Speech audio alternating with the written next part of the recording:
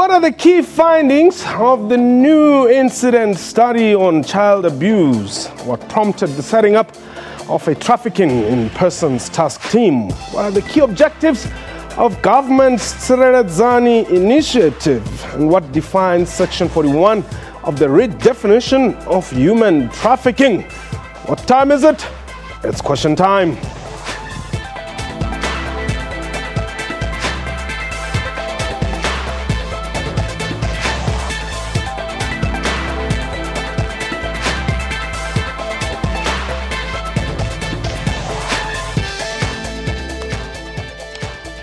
Hello and welcome to the show. My name is Mpho Tsedu.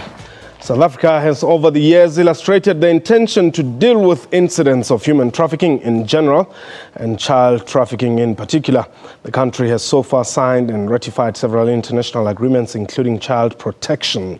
Recently, the Prevention and Combating of Trafficking in Persons Act number 7 of 2013 was enacted. Meanwhile, the new incident study on child abuse has been released, and it encompasses, amongst others, the redefinition of human trafficking. A reminder that this is a live program, and therefore you can call us and air your views. The number to dial is 089-110-4210. Outside the borders of South Africa, 0027-89-110-4210. Our Twitter handle at QuestionTime24. My guest today, Advocate Kollega Kalega. She's the Senior Deputy Director for Public Prosecutions. And joining us from our Durban studios is Joan van Niekerk. She's the President of the International Society for the Prevention of Child Abuse and Neglect. Welcome to the show. Perhaps let me start with you right there in Durban. The report, the Violence Against Children in South Africa report, as released, has come up with quite a lot of findings, but what would you say are the key ones?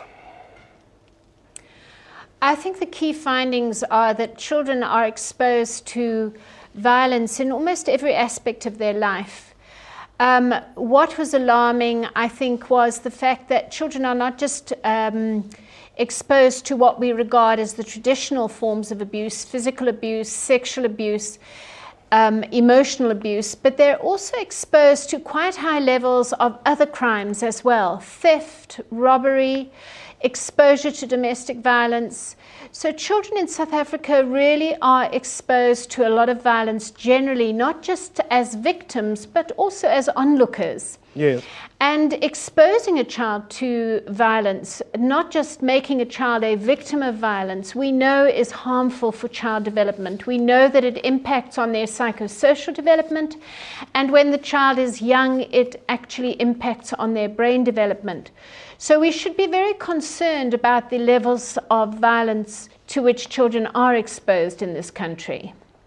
Advocate Kalega, perhaps from the state's position, have we seen a reduction of incidents of or other cases either being reported or just occurring?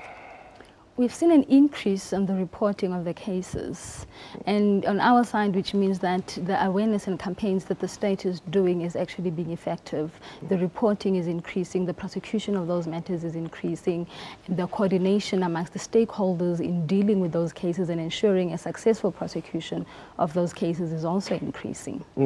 And perhaps let's talk about this violence against children in the home and family. What is happening? What are the trends there?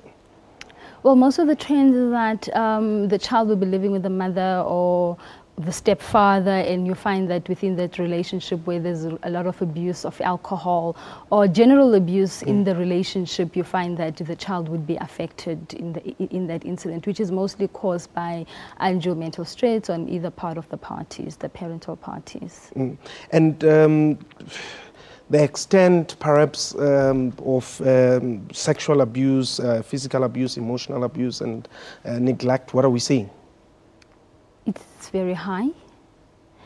But being high, it means that there's a high reporting, as I have said initially. And we are also seeing a very successful prosecution in those cases. Are you happy with are you convicting? Yes, we are. Okay.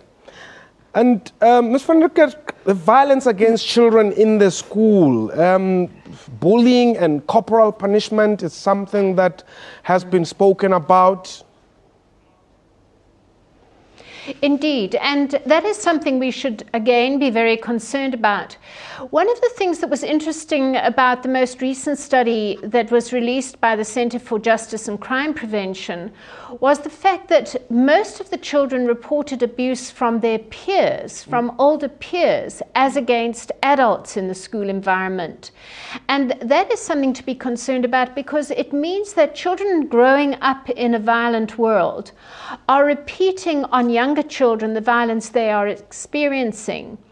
And this really makes us aware of the fact that when children are victims of violence, we must deal with them not just through the law is important, obviously, but their psychosocial needs, the need for therapy in order to enhance their ability to recover from violence becomes incredibly important. We know also that boys who experience violence have a higher risk of repeating violence as a way of trying to cope with the impact of violence on their lives. We call this externalizing the trauma that they have experienced. And so it calls upon us to make sure that our response to the children is holistic. It should cover the necessary legal response, but it should also cover the kind of psychological and emotional needs that the child is left with. And then, Advocate Kalega, this violence against children in the community. Is South Africa a violent community whereby children therefore automatically just become part of that cycle? South Africa, obviously not being immune to the rest of the dynamics in the globe, has got violent people in the communities. But we cannot say that is a large number of South Africans that they are violent. But yes, our children are experiencing a lot of violence within their communities, especially domestically, and by those people who are known to them. You deal with children a lot. What do they say? Do they feel safe? Do they think that you are doing enough, and perhaps is the state protecting them? Well, in dealing with the children, once they are exposed to the system, they do feel safe, because the system has put together a lot of measures to ensure that the children feel safe. We have a lot of measures from the part of reporting at the police stations up until they get to the prosecution. And in dealing with the measures to ensure that children feel safe on our part as prosecution is that before anything else, we ensure that the child has been assessed. We've got a full report from the Department of Social Development, which informs us of how do we deal with this particular child, what kind of a child is this. And then from there, we also have court preparation services where children are being prepared for court.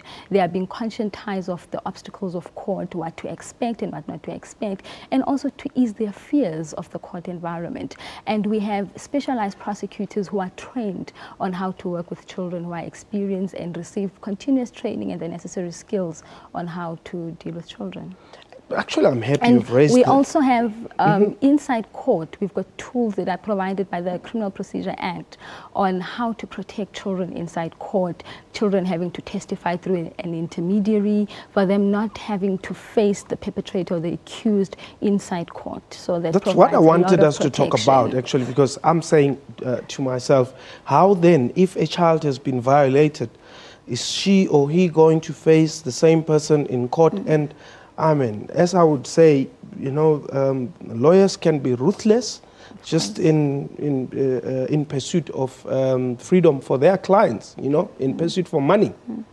No, there is protection. The Criminal Procedure Act does provide for that protection, and the prosecutors are well skilled and equipped. Our courts have got the facilities also to provide for the children to testify in camera with an intermediary who is either a former teacher or social worker who is qualified to work with children in order for them to feel at ease and protected and be able to give their testimony without fear.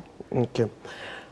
Well, we're going to take a quick break. When we return, perhaps let's get children calling today. Parents, just allow your kids to access the phones today. You can dial and let them just talk to us. Let's let's get to hear what they have to say themselves. Because here we are today, we're talking about children. Unfortunately, we don't have a child guest. So if possible, please just allow them to talk to us as well. Let's hear what their concerns are as children here in South Africa, in a free South Africa. The number to dial is 089-1104-210. Our Twitter handle at Question Time 24. This Question Time, please don't go away.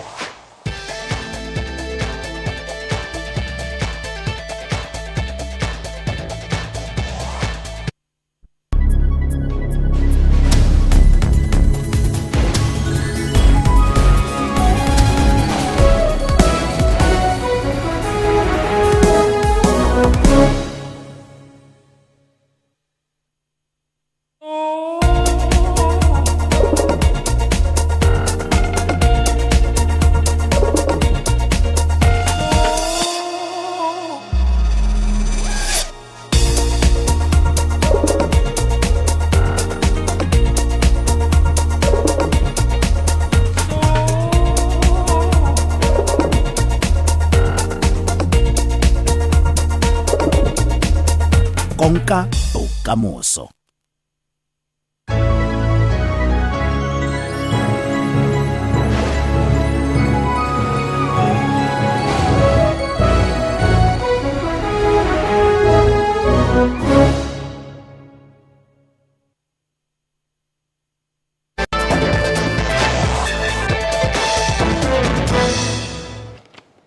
Welcome back. You're still watching Question Time. Our guest today, Advocate Kollega Kalega. She's the Senior Deputy Director for Public Prosecutions, and from our Durban studios, Joan van Niekerk is the President of the International Society for the Prevention of Child Abuse and Neglect. But before we continue, let's take a look at what the public had to say about child trafficking.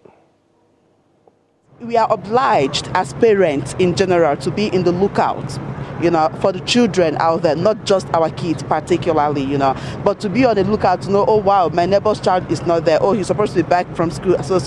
Can I check on him? What can I do to make a difference? I believe the onus is on us as parents, not just a particular parent, to watch out on our kids in general. I understand how difficult it is to constantly track your children. But if there's, like I said, if there's legislation in place that allows, if your child is missing, allows for that time frame to be shortened, especially little kids, they don't know any better. And it doesn't matter how often you tell your children, do not talk to strangers, do not go with strangers. They're children. Child trafficking is a trade, so there's a need for that trade. Government needs to take a stance in terms of regulating that activity, and I think the only way you can do that is in terms of your organized crime, because it's all related to organized crime. You need to look at in terms of where's the market involving children, especially with regards to sex trade. It's wrong. You cannot do that, and I think that the government needs to have a closer clamp on that. They need to look at legislation. Also, our borders of entry and exit, that needs to be in terms of more secured, so children are not easily transported out of our borders.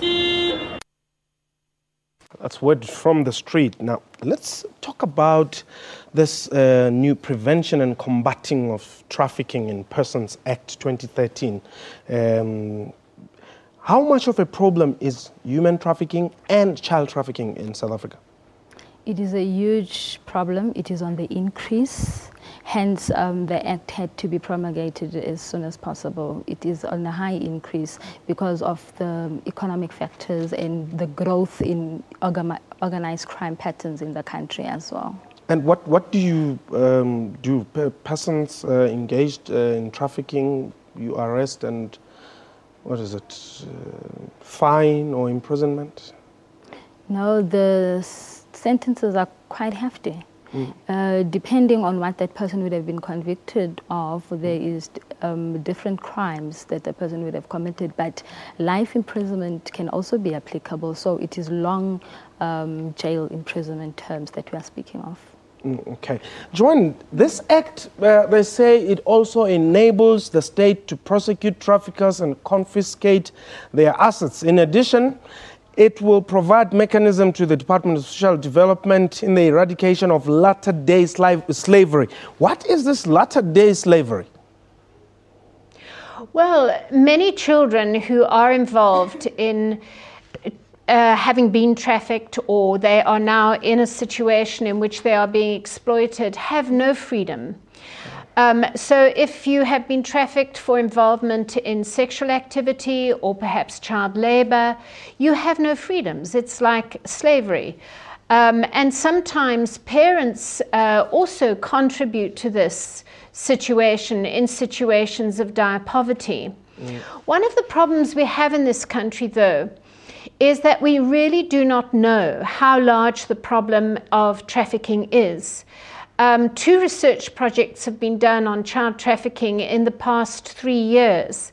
And quite frankly, we do not have reliable numbers. We don't have a baseline in terms of knowing whether or not the law will be successful in curbing and combating child trafficking. The other thing that the research told us was most child trafficking is not happening across borders. Most child trafficking in this country is happening within our country's borders. And what we see is children moved from rural areas into city areas, or township areas into city areas, because that is where the market, certainly for the sex trade, is. And very sadly, people who use sex workers prefer children because they believe that children are safer in terms of illness and disease, without realizing that children become quickly infected and could, in actual fact, be more dangerous in terms of safe sexual partners. Okay, Joanne, and child prostitution. Just hold it there. I want to take a call. Ryan, you're in Cape Town. Hi there. Good afternoon. Afternoon, Ryan. The great George Bernard Shaw said, poverty is equivalent to murder. Poverty is equivalent to murder. Now, if you look at the poverty in this country, where for the past 21 years, South Africans have got poorer in terms of Oxford's international studies. We become poorer. So obviously, the violence of poverty, which again, our children have to take the brunt of, is out there. We've got 10 individuals, according to Oxfam International, that own 85% of the wealth of this country. Now, until we tackle those issues, what we're doing here is putting our finger in the dike. We need to fight this fight against poverty, joblessness and inequality, and then all these things will fall into place. We have a fantastic people, we have a fantastic society, very caring. But the violence of poverty, which is murderous, is killing our people. So South Africans are basic living corpses because of the greed of the wealthy in this country. Thanks very much. I'm enjoying the show. Thank you. Okay, thank you very much. Joanne, let me just allow you to finish off what you were saying. Yes, I just want to say, though, that Brian is totally correct. In our research, when we looked at the driving factors behind child trafficking and child prostitution, poverty was the #1 factor. It drives children into seeking solutions for hunger, for the need for education, the need for clothing, the need for what they see other children have. And very sadly, poverty is the main driving factor in terms of children's vulnerability to trafficking. Okay. Advocate Kalega, you have here statistics, for instance, that in the last 6 months, 145 cases of abduction, 985 cases of physical abuse, 435 cases of rape, and 122 of sexual assault. These are just some of the stats that are coming from Childline South Africa. Do they reflect the true story of what you are dealing with in the court? It's highly possible, because in Gauteng alone, we've got quite a large number. So if you look at the rest of the country, those stats are highly possible. Okay. Itumeleng, you are in Pretoria. Welcome to Question Time. How are you, Paul? We're doing well. Thanks for the call. Advocate colleague, how are you, ma'am? I'm well, thanks. And how do you do, sir? Thank you. You know what, Paul? They say you can do a lot, but find that you are doing nothing. You can say a lot, but find that you are doing nothing. I think the NPA, they're doing a lot of things, but I don't think they're getting to the core of the problem. You can have all these legislations and all these solutions, but if you don't know how to deal with the problem, it is just like staying in a big house, but you don't enjoy staying in that house. The NPA, they must understand the problem. They must know they must find solutions that will solve the problem. This is not about laws or legislations. It's about caring about the kids and know what is it that they must do. Because they're doing a lot. Like right now, in Gauteng, there's a lot of things that are happening. But are those things getting to solving the problem? Because we have a problem with our kids. Thank you very much. Okay. I'm not so sure if you understood his comment, though. I think basically what you're saying is that, look, as much as the NPA is doing a lot, but it is not really getting out there and it is not addressing the core of the situation, you know. What I have to say is that, look, it is a collective responsibility. It cannot only be the responsibility of the NPA. The NPA only plays its role in respect of guiding investigation, prosecuting these matters, etc. But it starts with the family. It goes to society, it goes to the community, it goes to the different stakeholders, you know, it goes to the whole of the country to take responsibility in protecting children. But we always strive to do the best in terms of our mandate. Okay. Joanne, what are the consequences of violence against children for society? Well, huge. You know, we talk a lot in this country about children are the future. And one of the consequences of violence is that we destroy a child's future, and therefore it contributes to challenges that the country is going to face in the future. I agree with the advocate. You know, we used to have a saying in the child protection field in this country that child protection is everybody's business. It's not just the business of Childline, it's not just the business of the National Prosecuting Authority. It is the business of all of us, our families, our communities, our neighbors. We do need to take collective responsibility, and prevention is a massive challenge in this country. Prosecution is like picking up the pieces after you have broken something.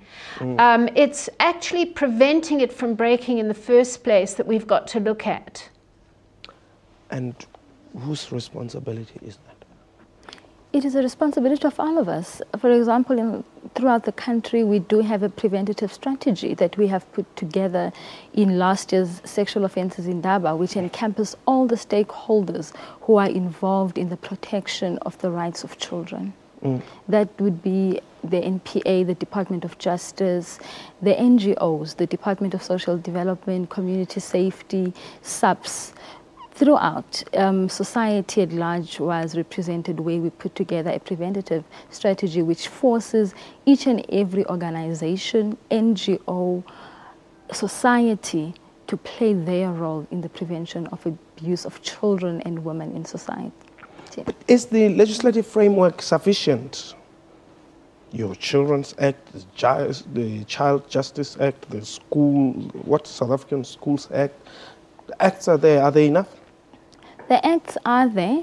There is never a saying that says it's enough, but what it requires as well is the responsibility on each and every one of us as citizens. For example, if you see a crime being committed in front of you, to report that crime, to be prepared to be a witness in the case and cooperate with the authorities. The act alone cannot assist us in preventing the abuse of children, but we need society as a collective to assist and play their role in the prevention. Joanne, let me give you your final thoughts. Well, I can only agree with what has been said. The law is just an empty piece of paper unless communities get together and actually look at the needs of children in the community and make a plan in terms of how these are met. Certainly the problem is so large that existing resources cannot address it. And this is where community, a family comes in and must take some responsibility. I also want to stress that often the law does not reach into the far and deep rural areas of our country. If you're a child being abused in this country in a deep rural area, it's highly unlikely that justice will serve you well. One of our programs, or one of the programs that Childline ran for children in rural areas, brought surprising awareness of how difficult it is for a rural child to access justice and services. So we need to make sure that communities are empowered to take this kind of responsibility, the protection of the children in their midst. Joanne, thank you very much. Thank you again, Advocate Kalega. That was question time for today. A big thank you to my guests and to you for watching the show. From me and the rest of the crew, have yourself a wonderful time. Goodbye.